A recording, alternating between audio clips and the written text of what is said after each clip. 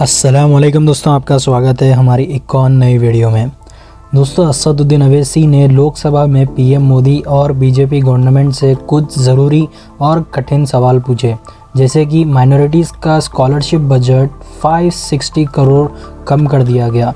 Budget बढ़ाकर minorities की education में हेल्प करने के बजाय उल्टा 560 करोड़ रुपीस बजट में से कम कर दिए गए।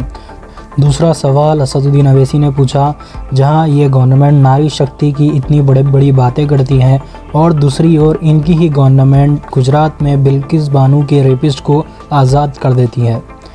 और आगे असदुद्दीन अवैसी ने कहा, अगर हिडनबर्ग की रिपोर्ट अगर इंडिया से लॉन्च होती या उसका ओनर अगर इंडिया में रहता तो उस पर UAPA लगा दिया जाता। और आगे असदुद्दीन अवैसी ने मेंशन किया कर्नाटका में जो इंसिडेंट हुआ था ग्रीन कलर को लेकर उस पर, और आगे चाइना जो इंडिया के बॉर्डर्स में घुसते जा रहा है उसके बारे में बात की। तो चलिए मैं आपको वीडियो दिखाता हूँ। इनके आदादो शुमार को सामने रखते हुए सदर जमहूरिया के खुतबे में लफ्ज़ अक़लियत का, माइनॉरिटी का जिक्र भी नहीं किया गया, जो भारत की आबादी का 19% का हिस्सा है। ये इनकी मोहब्बत है अक़लियतों से और मुसलमानों से। सर, क्या ये बात सच नहीं है कि आपने माइनॉरिटी के बजट को 40% कम कर दिया, स्कॉलरशिप के पैसों में 560 करोड़ रुपए कम कर दिए? ये आपकी मोहब्बत है जो नफरत की निशानी बनती है। नरेंद्र मोदी की सरकार ये नहीं चाहती कि अक़लियत और मुसलमानों के बच्चे तालीम याफ्ता होकर इस देश को मजबूत करें। वो उनको हमेशा गुर्बत और नाइंसाफी का शिकार बनाकर रखना चाहती है। सर, दूसरी बात इसमें यह है कि आज अक़लियतों को मुसलमानों के ताल्लुक से कोई महीना ऐसा नहीं जाता जहां पर उनको जान से मारने की धमकी नहीं दी जाती।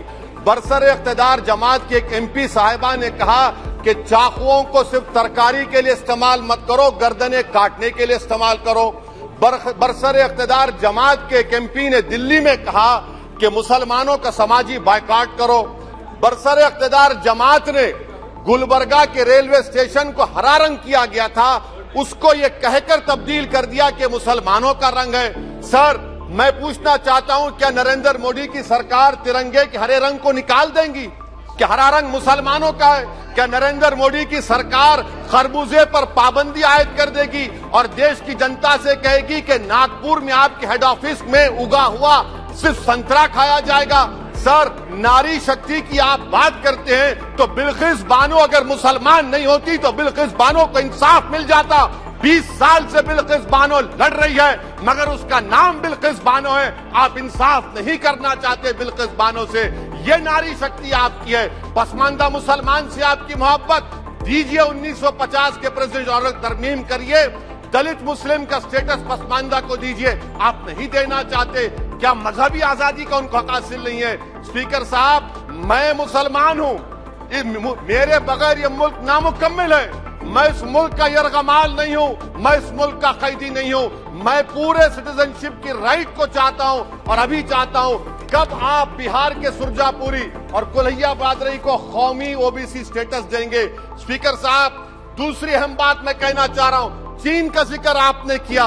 क्या प्रधानमंत्री अपनी जबान को जुम्बिश देंगे और चीन का नाम लेंगे? क्या आप चीन को डेमचौक और डेमसांग से उखाड़ कर फेंकेंगे? DGP कॉन्फ्रेंस में चेयरमैन साहब कहा गया कि 65 पेट्रोलिंग पॉइंट में से 26 पेट्रोलिंग पॉइंट पर भारत की फौज पेट्रोलिंग नहीं कर सकती है। चीन से आप डरते हैं। अरे, डिसएंगेजमेंट हुआ तो डी-एस्केलेशन कब होगा, डी इंडक्शन कब होगा? चीन से आप डरते हैं। 3 साल से चेयरमैन साहब 50,000 भारत की फौज हजारों फीट चोटियों पर बर्फ में खड़ी हुई है। देश के प्रधानमंत्री को क्या भारत की आवाम पर भरोसा नहीं है? तो दोस्तों, आपका क्या कहना है इस विषय को लेकर कमेंट में ज़रूर बतलाइए। मिलता हूँ नेक्स्ट वीडियो में। अल्लाह हाफिज़।